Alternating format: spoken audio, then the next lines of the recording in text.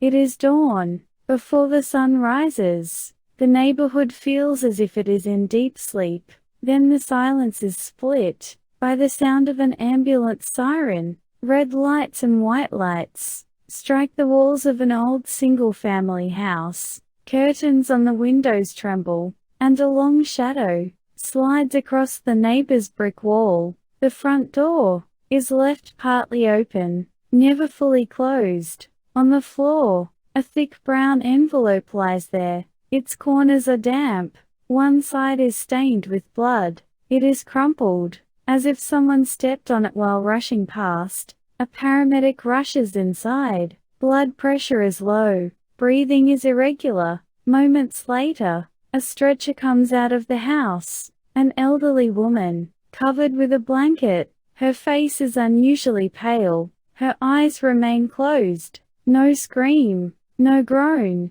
As if she knew this moment would come. She is completely still. As the stretcher shifts, her hand briefly appears. Inside her fist, she tightly holds a thick bundle of keys. Too many to be just house keys. Several are tangled together, and some clearly look old, worn with time. Metal clinks softly. A paramedic tilts his head. Why are there so many keys? No one answers. A short distance away, a few neighbors stand together, coats thrown over pajamas, sleepy faces, but alert eyes. Someone murmurs quietly, "It's her." Another voice agrees, "Yeah, the old woman who lived alone." After a brief silence, another voice adds, "She was known for being difficult, never returned greetings, closed her door whenever kids passed by.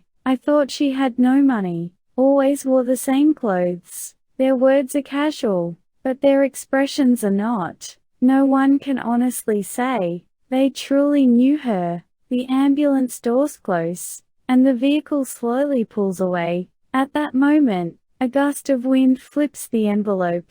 Near the front door, through a torn edge, the corner of a paper shows a line of names, numbers, dates. They appear for just a second, but no one notices. The ambulance drives away, sirens echoing through the street. In front of the old house, only an open door remains, a blood-stained envelope, and a story that was never spoken. At this early hour, no one yet knows that the woman they believed to be difficult and alone had quietly been holding up more lives than anyone else in this neighborhood. Morning comes. After the ambulance is gone, the alley feels quiet, as if nothing ever happened. But people's eyes avoid the house, an old single-family home. The paint is peeling. Flyers pile up in the mailbox. No one has touched them for days. The elderly woman who lived there was named Evelyn Hart. People in the neighborhood did not say her name often, only when necessary, only in whispers. That old woman in that house, she was kind of strange. Evelyn was always alone. In the morning, her curtains never opened all the way. Even after sunrise, the inside of the house remained dark. When neighborhood children laughed and walked down the street and reached her house, adults would naturally say, "Don't go there." If the children asked why, the adults did not answer. They only shook their heads. Evelyn did not greet people much. It was not that she never did, but at most, she slightly bowed her head. She did not meet their eyes. When someone came closer, she paused, then took one step back.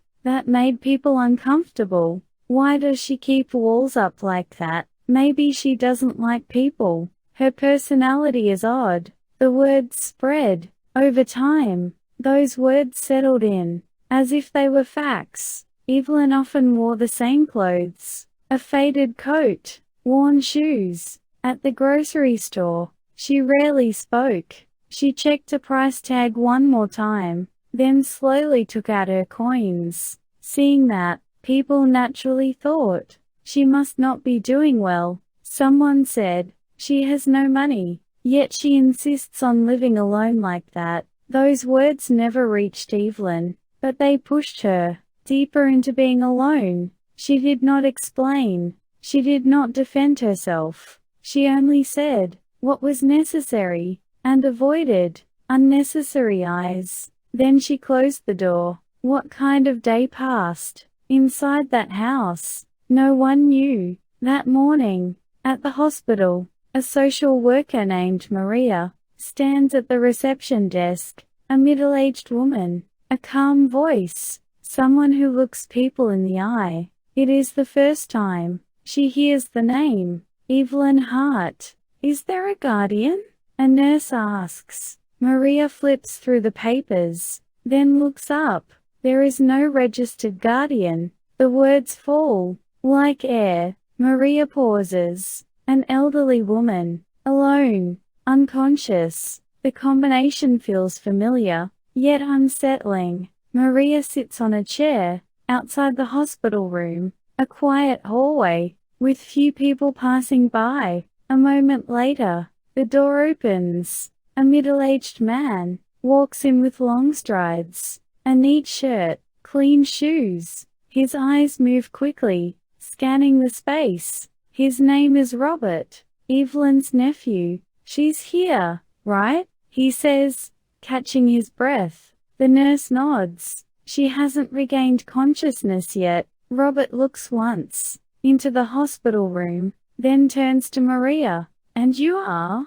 "I'm a social worker." Robert nods briefly. He does not ask anything more. He does not enter the room. Instead, he sits down and takes out his phone. He types an address into the search bar. House value, real estate listings. Maria sees this and swallows her words. After a moment, Robert speaks. "That house is old, isn't it?" Maria answers carefully. "Yes, quite old, but the location is decent." His tone sounds less like conversation and more like confirmation. Maria looks at the hospital room door. Behind it, Evelyn still has not woken up, and Maria feels it. Inside that house, inside that family, something has begun to shift, just slightly. It is not a major collision yet, no raised voices,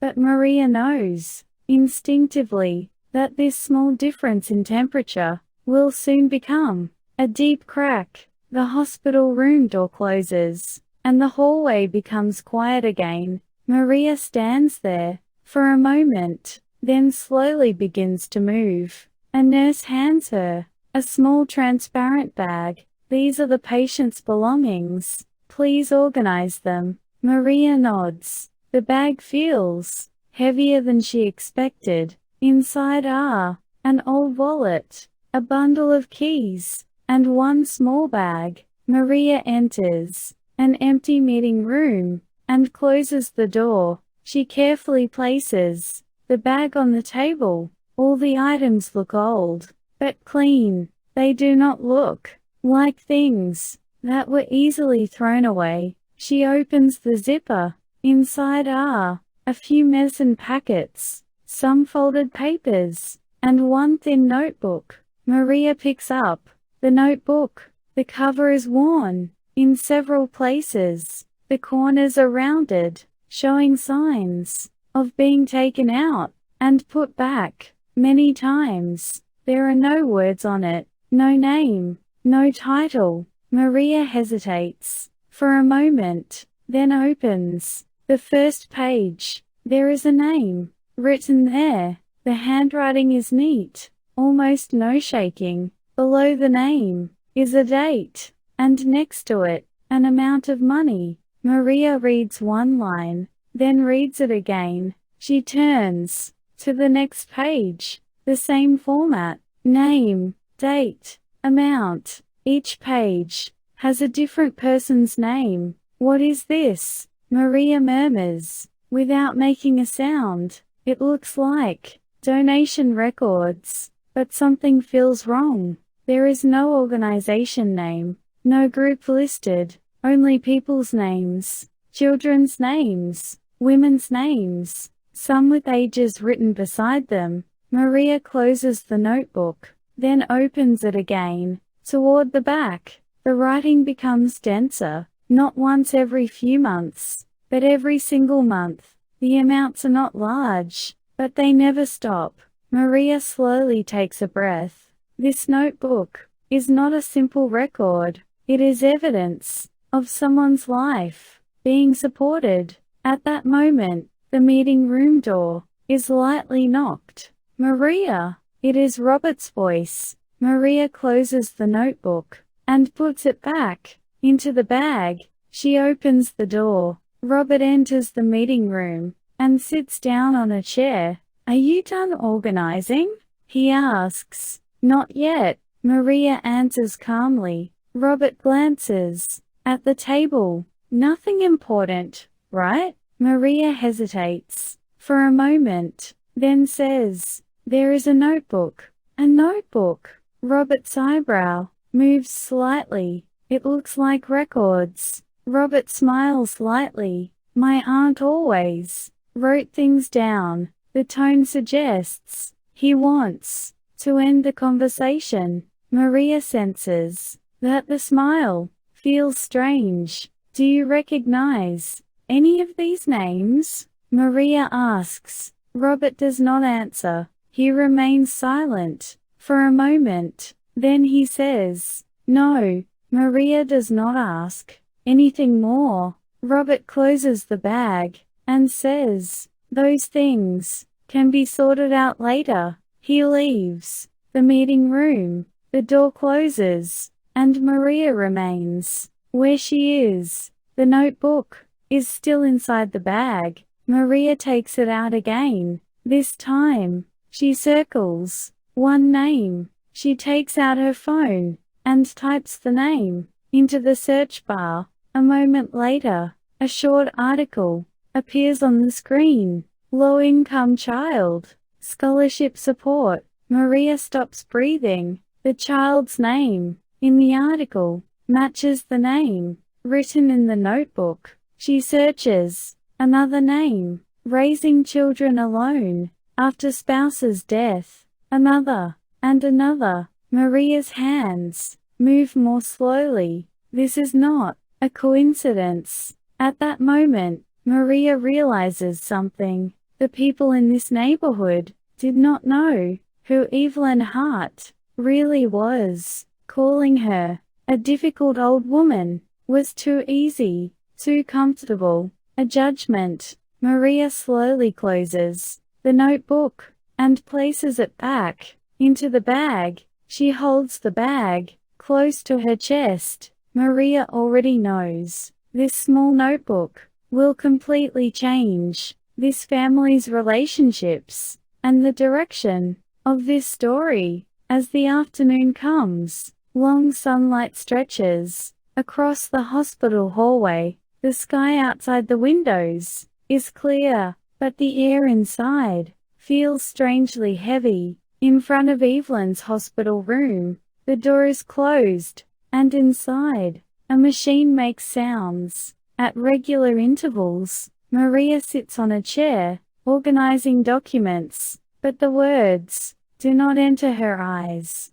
That notebook, it is placed inside the bag, but inside Maria's mind, it remains open. Names, dates, records that never stopped. At that moment, the elevator doors open. It is Robert. This time, he is holding a thick envelope of documents. His steps are faster than in the morning. There is less hesitation on his face. He notices Maria and gives a brief nod. "She hasn't woken up yet, right?" "No," Maria answers shortly. Robert looks once at the hospital room door, then immediately turns away. He walks toward the nurse station. "I am the patient's guardian," he says. "I need to check some property-related documents." The nurse pauses for a moment. "The patient is unconscious." Robert cuts her off. "It's about inheritance.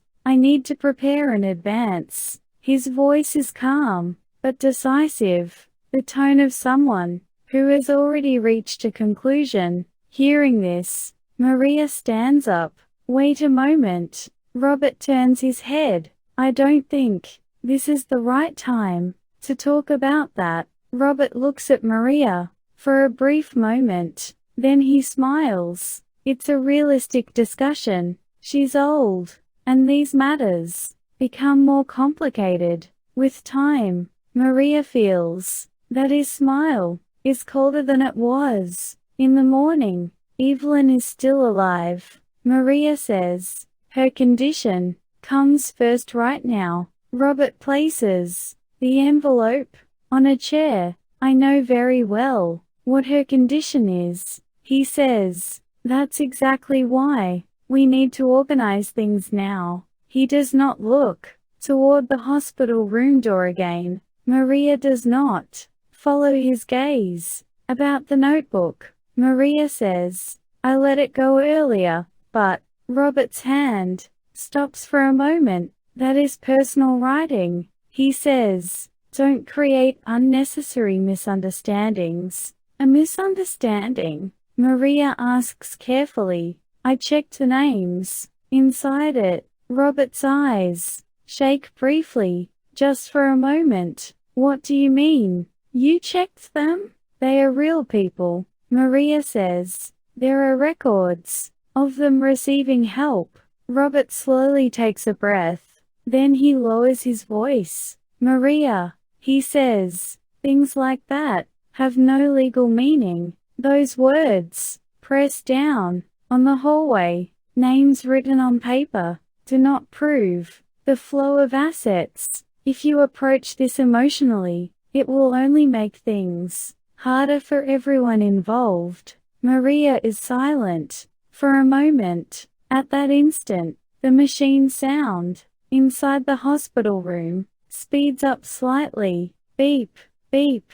Both of their gazes turn toward the door. At the same time, a moment later, the sound returns to its normal pace. Robert continues speaking, as if nothing happened. She was always alone, he says. Family was distant, and she had no capacity to help others. The words sound like certainty. Maria wants to ask where that certainty comes from, but she does not ask now. My role is to protect the patient, Maria says, and to observe what the records she left truly mean. Robert looks at Maria for a moment, then picks up the envelope again. Then, I will do my part. He walks past the nurse station toward the elevator. Before the doors close, he looks at Maria one more time. There is a warning in his eyes. The elevator doors close. The hallway becomes quiet again. Maria stands in front of the hospital room door, looking at Evelyn, who still has not opened her eyes. Beyond it, but Maria feels it clearly. This story is no longer a simple misunderstanding. Someone is trying to hide things. Someone is rushing. And at the center of it all lies Evelyn Hart, still unable to speak. This conflict has begun to move a little further in a direction that cannot be undone. The sun begins to lower. Yellow light stretches along the hospital windows. Maria leaves the hospital. Evelyn's condition is still unstable, and there is nothing that can be done right now. But Maria's mind does not rest. That notebook, those names, dates that never stopped. Thinking of the first name she circled, Maria gets into her car and enters the address. The city moves into rush hour. Traffic slowly begins to thicken. The first destination is a small apartment complex, an old building with no elevator. Children's toys are scattered along the stairs. Maria takes a breath and presses the doorbell. After a moment, the door opens slightly. A thin middle-aged woman peeks out. Caution appears first on her face. Who are you? Maria slowly explains who she is. I'm from the hospital. It's about Evelyn Hart. The woman's expression freezes for a moment. Did something happen to her?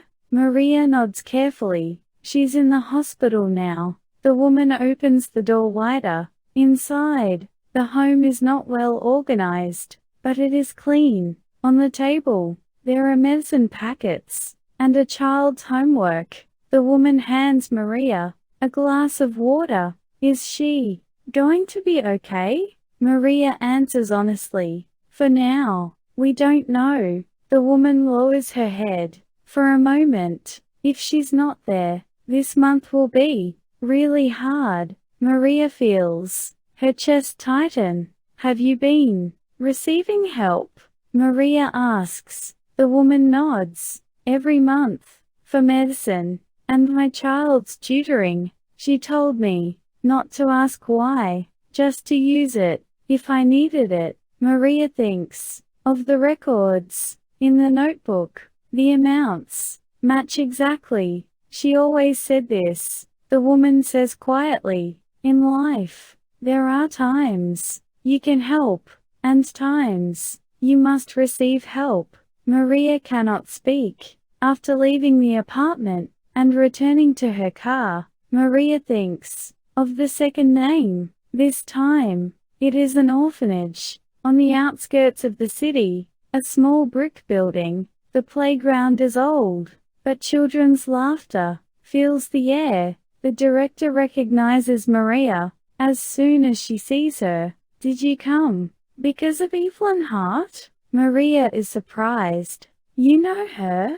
The director smiles bitterly. She's our anonymous supporter for more than 10 years. Tuition, winter clothes, meal expenses. She never showed her face, even once. Maria asks carefully, why? The director thinks for a moment, then answers, so the children would not be hurt. Those words stay with Maria. On the way back to the hospital, the sky is already dark. Maria's phone rings. It is the hospital. The guardian is here again. Maria stops. Robert? Yes. And he's with a lawyer. Maria grips the steering wheel tightly. There is no more time. Evelyn's truth is already moving inside people's lives, but inside the hospital, preparations in another direction are moving faster. Maria turns the car around. She feels it clearly. This cannot end quietly. As a story about a good person, something is tightening around Evelyn's name, and that tightening may soon hurt someone. The danger is now right in front of them. Night has fallen, but the hospital corridor is brighter than it was during the day. Under the fluorescent lights, people's faces look unusually sharp. Maria walks quickly through the hospital entrance, and inside, she immediately recognizes Robert. Standing in front of the elevator, beside him, stands a man she does not know. A well-fitted suit, a briefcase. There is no need for explanation. He is a lawyer. Robert narrows his eyes slightly when he sees Maria. You're late, he says. Maria steadies her breath and steps in front of them. Do you know what kind of situation this is right now? The lawyer steps in calmly. We are here to protect a patient's assets. She is still alive. Maria cuts him off. This is not protection. This is interference. Robert's expression hardens. Maria, if you get emotional, this will only exhaust everyone. Emotional? Maria's voice rises. For the first time today, I met the people she helped. Robert inhales slightly. So, did it make you feel sympathy? The words slice through the air. Maria steps closer. She lived her entire life without being seen, and now I finally understand why. Enough. Robert cuts her off sharply. His hand rests on the briefcase. That is just a beautiful story. Reality is the law. The lawyer quietly takes out documents. If the patient is unconscious, she is not an object. Maria says, the decisions belong to Evelyn Hart. At that moment, hurried footsteps come from the ward. A nurse runs toward them. Her heart rate is becoming unstable. All three turn toward the room at once. The door opens, and the sound of machines fills the corridor. Beep, beep, beep.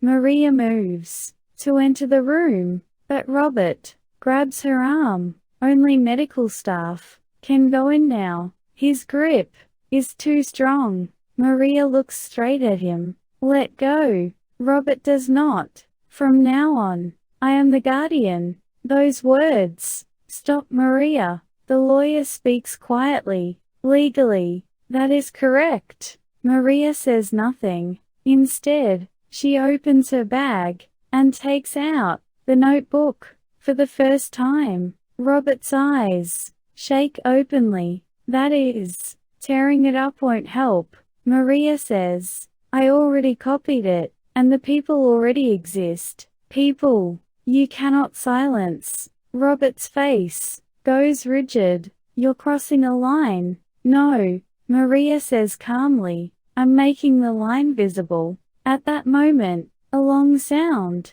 rings from inside the room. Beep. It feels as if all sound has stopped. A doctor steps outside. For now, visits will not be possible. Robert cannot speak. Maria looks at the closed door. Evelyn still cannot speak, but her life is already colliding head-on. In this corridor, a will to protect a person, and hands trying to take. Now, unless someone steps back, this collision can only explode further, and Maria is certain, in the next moment, someone will lose everything. Inside the hospital room, even breathing feels cautious. Medical staff move in and out, and the machine sounds drop, then rise again. Maria stands outside the door. It feels like, if she takes even one step, something will collapse. Robert leans against the wall. His arms are crossed, but his fingers tremble. The lawyer stands silently, his briefcase set down, his eyes fixed on the floor. Time passes. Minutes, or hours. No one knows. Then, the door opens. The doctor speaks quietly. She has regained consciousness. Maria's heart pounds once, hard. Robert's face stiffens. But it will be difficult for her to speak much. Maria nods. May I go in? The doctor hesitates, then answers. Briefly, Maria enters the room slowly. Evelyn lies in the bed. An oxygen mask covers her face. Her eyes are half open. Those eyes find Maria. Maria sits beside the bed, but does not take her hand. She is simply there. Evelyn, Maria says softly.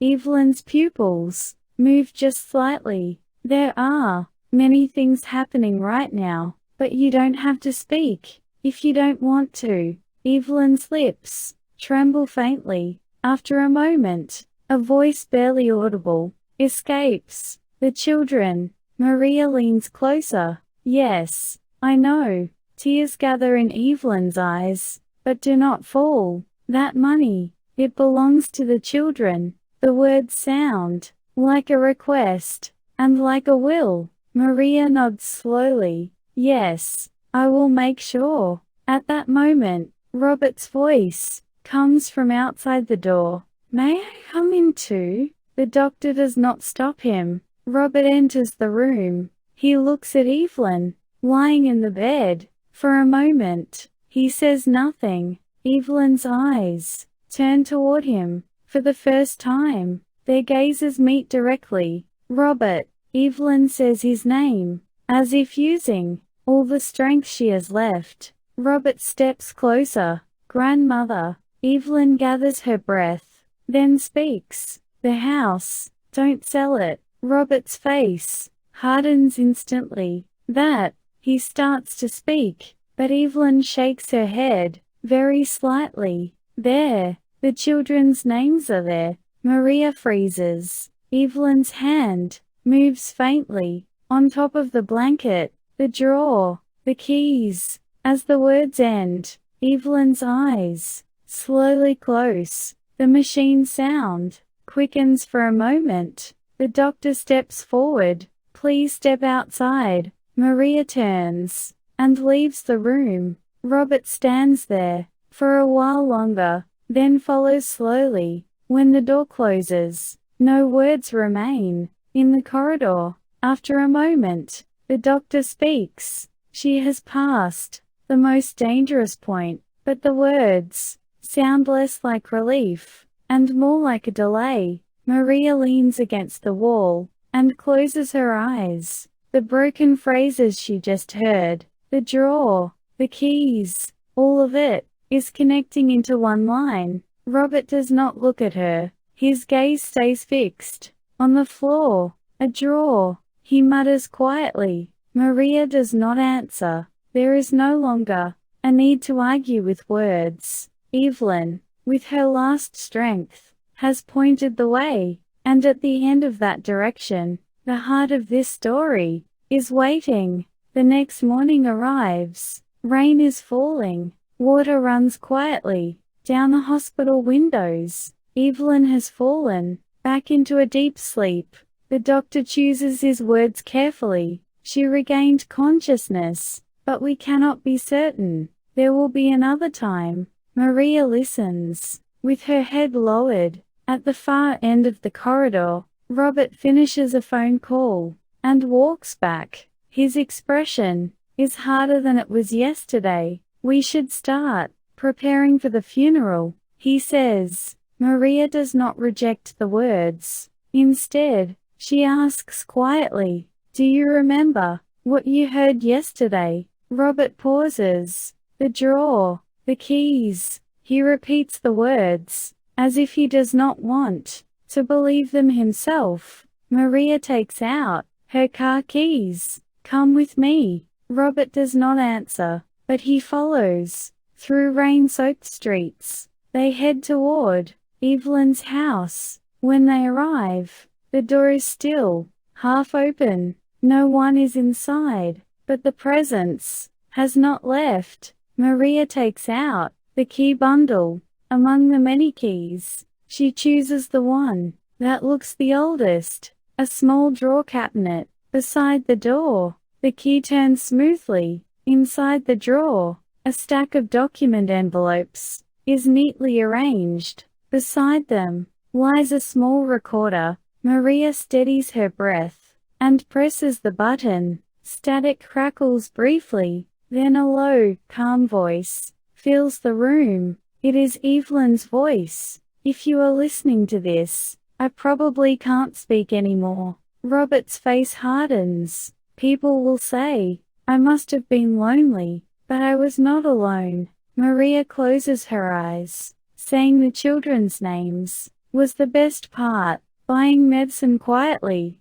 paying tuition, sending winter clothes. When I did that, I slept well at night. Robert's hand begins to tremble. When people avoided me, I was actually grateful. That way, the children would not be hurt or wounded because of me. The recording pauses, then continues. "Do not sell the house. Inside it are names that must be left behind before my own." Maria opens one of the envelopes. Inside is a trust agreement, a formal document. The list of beneficiaries matches the names in the notebook. Orphans, widows, people raising children alone, and the foundation name, Evelyn Hart Foundation. Robert stands frozen. His voice shakes. "Why not me?" Maria does not answer. The answer is already in the recording. To Robert, Evelyn's voice plays again. "It's not that I didn't love you, but when you looked At my house first, I became certain this would become a burden to you. Robert lowers his head. The recording ends with one final sentence. I hope this house will be filled again with children's laughter. Click. The sound stops. Only the rain remains. Maria exhales slowly. Everything is now revealed. But this moment is not victory. It is not punishment. This is the moment Evelyn finally speaks to the world in her own name, and her words, quiet as they are, cannot be erased by anyone. Several days pass, the rain stops, and the city returns to its usual pace, but the name, Evelyn Hart, begins to spread quietly. A small article appears in the corner of a newspaper. On a local online board, the identity of an anonymous donor is revealed. There is no photograph, only an old house, and the name of a foundation. People read the name more than once, then they nod silently. At the hospital, Evelyn's condition does not change much. She cannot speak, and her consciousness does not last long, but her name is already moving. Outside the hospital room, Maria walks in and out of the ward, meeting people. The names in the notebook begin to turn into reality. One by one, a child's mother clasps her hands in front of the hospital door. If it weren't for her, we wouldn't have made it through this winter. The orphanage director bows his head slightly. The children said it was the first time they felt their own names were truly spoken. The words are not exaggerated. No one cries. No one raises their voice. Instead, breath that had been held for a long time is quietly released. Meanwhile, Robert's name spreads in a different way. The lawsuit stops almost as soon as it begins. Problems are found in the documents he rushed to submit: real estate transactions, unclear accounts, unexplained transfers. He tries to explain, but there are not many willing to listen. The lawyer quietly steps away. This is not a case I can take. For a while, Robert lingers in front of Evelyn's house. The door is closed. Flowers rest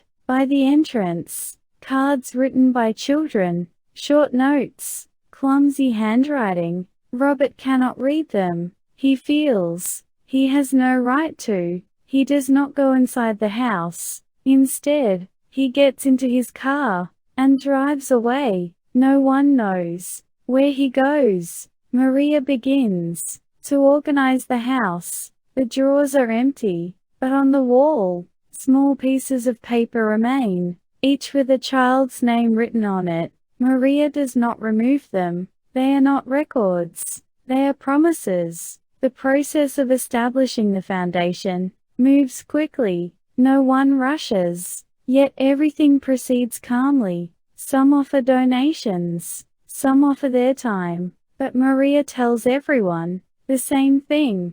This foundation must remain quiet. In the way she wanted. Evelyn's house changes little by little. The furniture stays the same, but the air is different. Children's shoes appear by the entrance. Laughter carefully enters the house. Through all of these changes, Evelyn in the hospital still does not speak, but her face looks more at ease than before. Maria sees this and becomes certain Evelyn has already finished her role. The aftershock does not arrive like a storm. Instead, it moves like gentle ripples, slowly changing people's hearts. Someone looks again at a neighbor. Someone pauses before a house they once passed by, and at the center of all these changes, the name of an old woman, once called difficult, remains quietly behind. Spring arrives,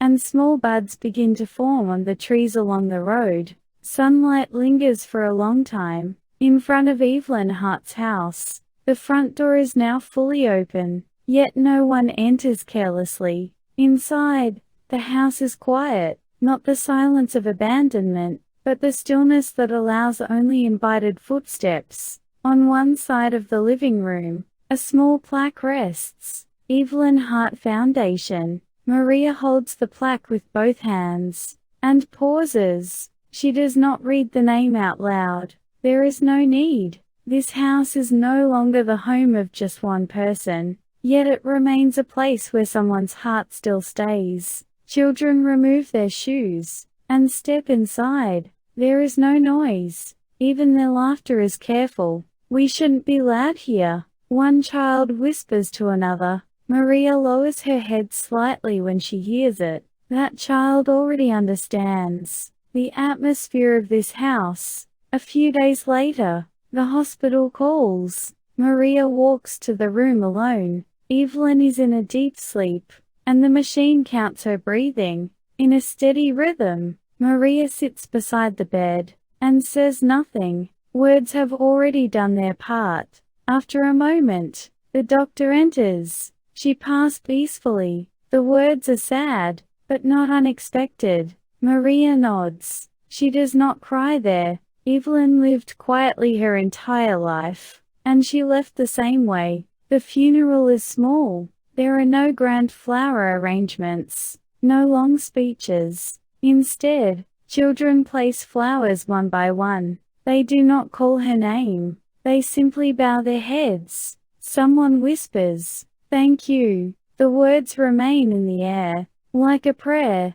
A few days later, the foundation holds its first meeting. The meeting room is Evelyn's living room. The table is small. The chairs are old, but nothing is lacking. Maria begins with just one sentence. This foundation must remain unnoticed, so that those who receive help never have to bow their heads. Everyone nods. That was Evelyn's way. Neighbors passing by the house stop.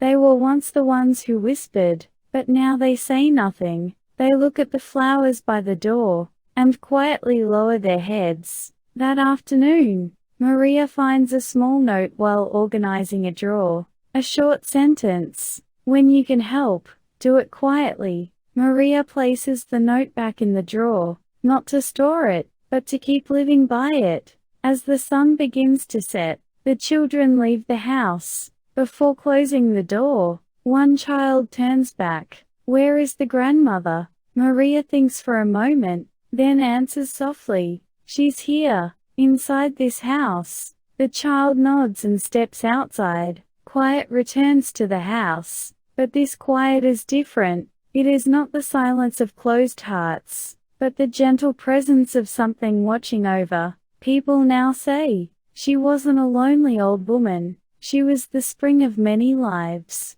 Evelyn Hart was not a wealthy woman, but she protected more lives than most ever will, and the house continues to keep its door open, quietly, so that anyone in need may enter at any time. The story ends here, but the name remains, without sound, yet unmistakably. Thank you for staying with us until the end. We will be back soon with a better story. Your support, your likes and your follow means so much to us.